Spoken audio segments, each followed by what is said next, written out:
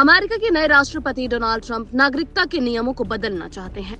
चुनाव अभियान के दौरान भी उन्होंने ऐसा करने का वादा किया था और अब राष्ट्रपति चुनाव जीतने के बाद वो लगातार ऐसा करने का दावा कर रहे हैं। ट्रंप ने कहा है कि वो राष्ट्रपति कार्यभार संभालते ही जन्म से मिलने वाली नागरिकता को खत्म कर देंगे। हालांकि ट्रंप के लिए इस नीति को खत्म करना इतना ज्यादा आसान नहीं होने वाला है, क्योंकि उनके आगे कई चुनौतियां आने वाली हैं। राष्ट्रपति डोनाल्ड ट्रंप का मानना है कि जन्म सिद्धि अधिकार नागरिकता हास्यास्पद है और 20 जनवरी को पदभार ग्रहण करने के बाद वो इसे समाप्त करना चाहते हैं। ये एक ऐसी गारंटी है जो 150 से अधिक सालों से संविधान में निहित है।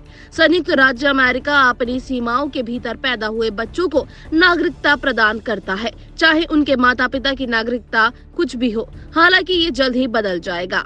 क्या है बर्थ राइट सिटीजनशिप का अर्थ?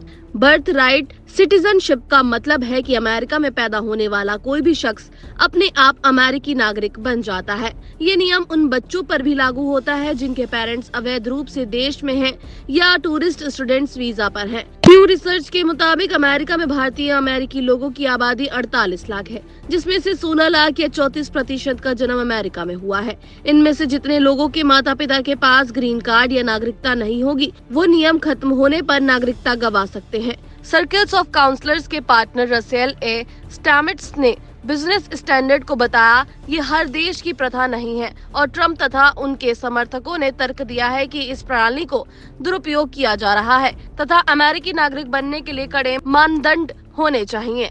जन्म सिद्धि नागरिकता का अधिकार संविधान के 14वें संशोधन पर आधारित है और अमेरिकी कानून के तहत अच्छी तरह से स्थापित है। इसलिए इसे समाप्त करने के लिए महत्वपूर्ण कानूनी चुनौतियों का सामना करना पड़ेगा।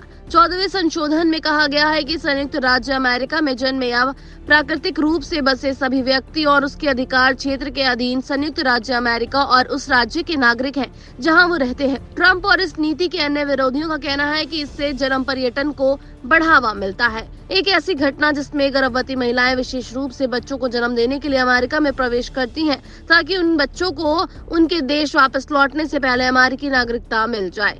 एसोसिएटेड प्रेस के अनुसार आवर्जन को कम करने की वकालत करने वाले नंबर यूएसए के शोध निदेशक एरिक रुआर्क ने कहा, केवल सीमा पार करने और बच्चा पैदा करने से किसी को नागरिकता का अधिकार नहीं मिल जाना चाहिए। ट्रंप ने ये भी कहा है, मैं परिवारों को तोड़ना नहीं चाहता, इसलिए परिवार को टूटने से बचाने का एकमात्र तरीका ये है कि आप उन्हें एक साथ रखें और आपको उन सभी को वापस भेजना होगा, जिसका मतलब है कि परिवारों को एक साथ रखने के लिए कानूनी नागरिकों को भी निष्कासित किया जाएगा।